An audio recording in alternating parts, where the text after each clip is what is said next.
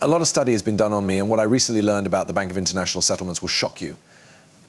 Listen, a lot of rules are being made behind the scenes right now, and I'm going to go into them in great detail for the first time ever to show you guys what's really going on. As of right now, XRP has a set, limited price, which wasn't the case before. We're talking about banks being limited in how much cash they can put into different types of assets, including XRP. And they will be punished by the law if they take more than these limits. This is a very important issue that you should all learn more about, because we should really start pushing back against many of the policies that are being proposed. But I'm getting off track. In this video, we'll talk about all of those rules, what they mean, and what this might mean for the price of XRP in the future. Let's get started. Please click the like button. I did some study on the Bank of International Settlements, or BIs. If you've been watching XRP vids lately, you may recognize this name. I found some really interesting information from December 2022 that was just recently updated. The Basel Committee on Banking Supervision is the paper we're going to look at now. The Prudential Treatment of Crypto Asset Exposures is the name of this paper. Therefore, this paper, which came out a few years ago, gave us our first look at how crypto assets will be regulated in the banking industry. If you don't know what BIS is, they're in charge of overseeing big banks, mostly in the Western Hemisphere. I found something really interesting while going through all of this paperwork that you all need to know about. The main thing this committee did was put different types of assets into different groups. The first group is made up of asset types that are backed by real things. This could be a tokenized standard object like gold, silver, platinum, or any other metal you can think of, or it could be some stable coins that are backed by real things. But there are also investments in Group 2 that aren't backed by anything. Also, XRP is an example of a member of Group 2. This is where the crypto asset comes in. This makes it easy to see that unbacked crypto assets are laid out. And it's very clear what they're trying to do after reading a lot of this paperwork. There was something very interesting on this paperwork that I found if we go down a little further. In other words, they're telling you that your Tier 2 or Group 2 assets can't make up more than 2% of your Group 1 assets. This means that a bank can't have more than a few billion in Group 2 assets if it is made up to have $10 trillion in Group 1 assets. They want to make it harder for banks to hold certain things. The BS is trying to get ahead of the curve because, well, cryptocurrencies are becoming a bigger part of this bigger picture. Now, this could lead to a number of problems, right? The idea behind XRP was for it to be both a bridge asset and an asset used for sending money across borders. It was planned that XRP would be used instead of standard monies, right? According to their own logic, banks will no longer be able to hold most paper currencies like the US dollar and many others that aren't backed by anything. This is because they won't be backed by anything.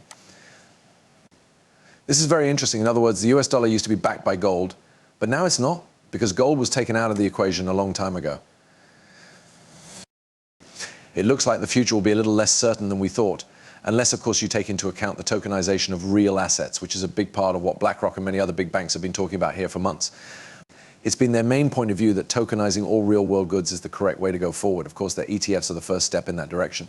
This brings up a very important point I want to make, which is that are backed by something. BlackRock is basically turning Bitcoin and Ethereum into Group 1 assets. This is because an ETF is backed by Bitcoin, but it doesn't matter if Bitcoin isn't backed by anything else, because we can already see that the Bitcoin now, what I just told you, is very confusing. But the best way to picture what I'm talking about is that BlackRock is basically making their own Group 1 asset using Group 2 assets. The rules for this are so far behind the times, and BIS's definitions of all these traditional assets are so far behind that BlackRock has just kind of gotten around everything they're doing here. It's also odd that they kind of ignored the real assets. And this is where I think it's really important for all of us who hear this and learn about it to start taking action.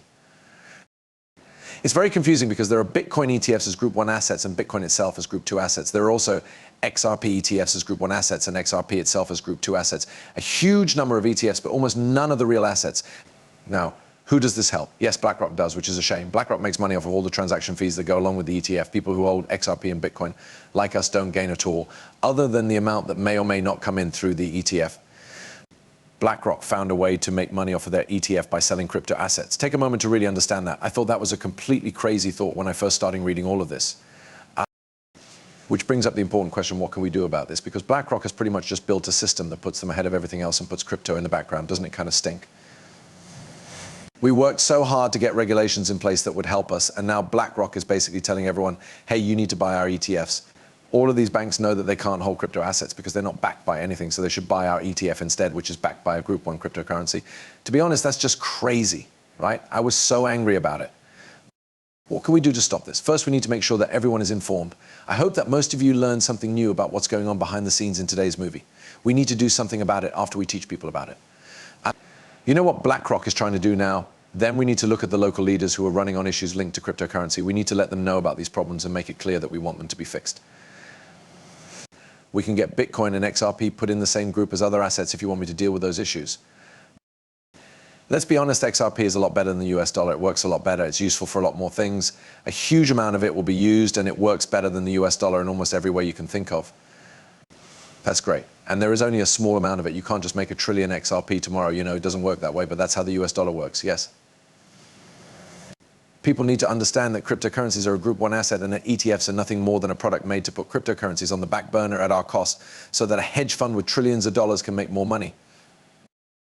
It's not good for the people to do that. You have to own the asset, and it has to be a Group 1 asset, not an ETF. And I really hope that we can make more people aware of this. It's easy to do that. Share this movie, like it, and subscribe to the channel so that YouTube can spread the word and more people can see what's really going on. I hope this helped you guys. It would help the channel if it did. I'll see you soon.